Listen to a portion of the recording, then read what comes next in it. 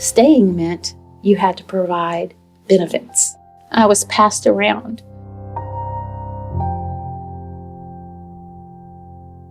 That's the most beautiful story of redemption I've ever heard.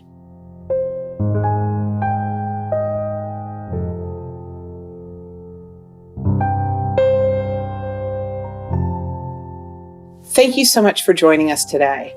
We have Keeya Vawar with us today, and she is one of the most amazing women. Her life's work is being a missionary in Dallas all the way to Liberia. Hello, how are you? I'm good. Thank you so much for joining us today. Tell me, what were some of the most impactful experiences coming up?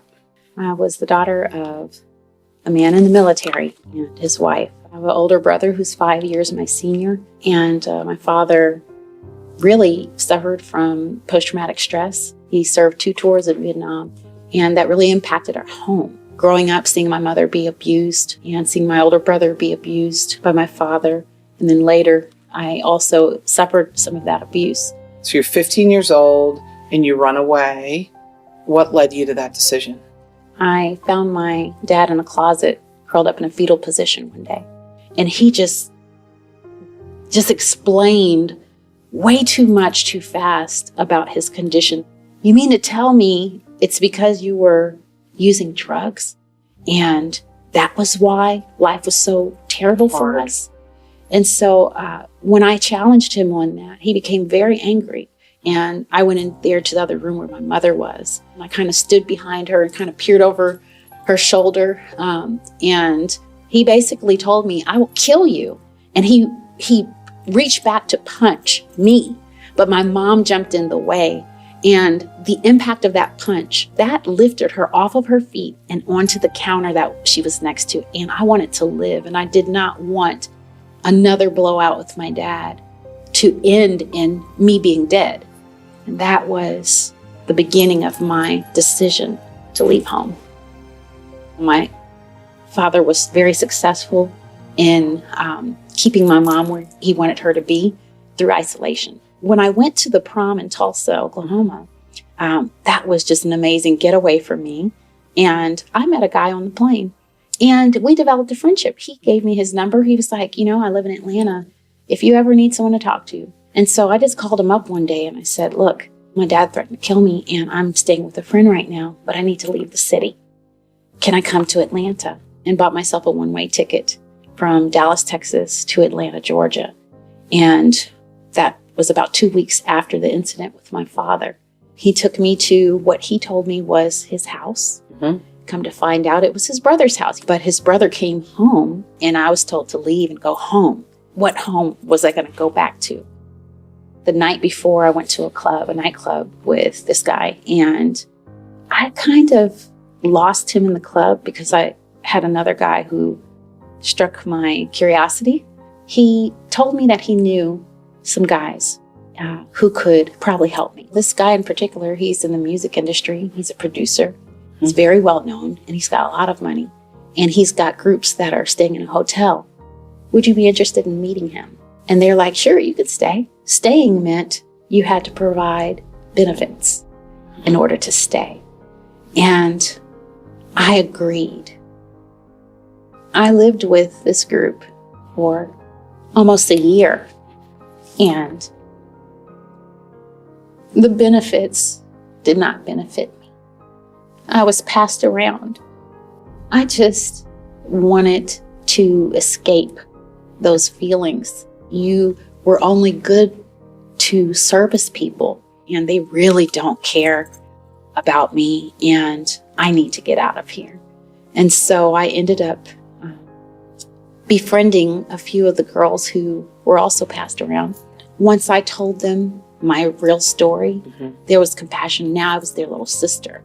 In that moment, I knew I needed to surround myself with a different group. When I worked at the Underground Atlanta, there was a cart across the hallway, and I ended up becoming friends with the owner of the cart. They were opening up a store in Baltimore in the Inner Harbor. I wanted to just kind of put the memories of Atlanta in my past. And so I accepted the position. I was the assistant manager. I felt like I was moving up in the world. I remember talking with someone I worked with, and he was like, well, why don't you strip? I did that for a couple of years.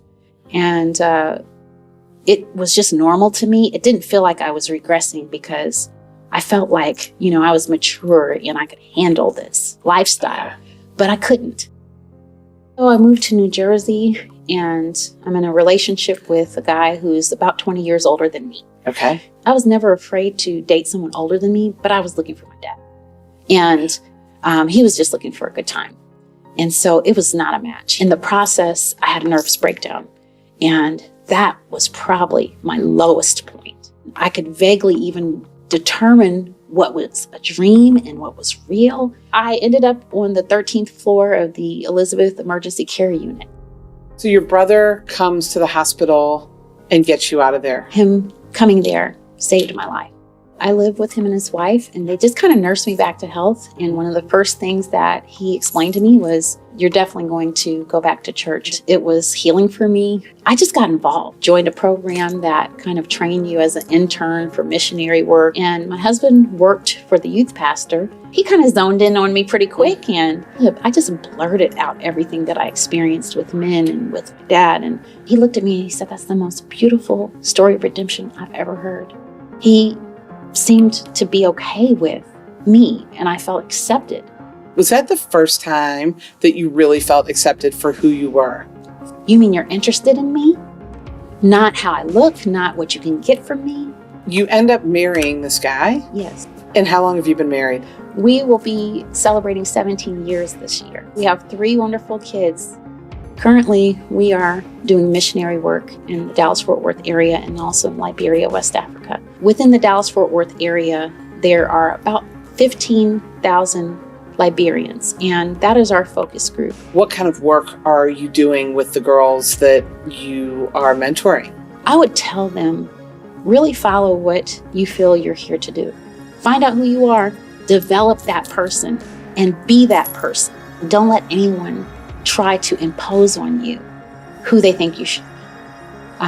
Really listen to your heart and listen to what God's put inside of you.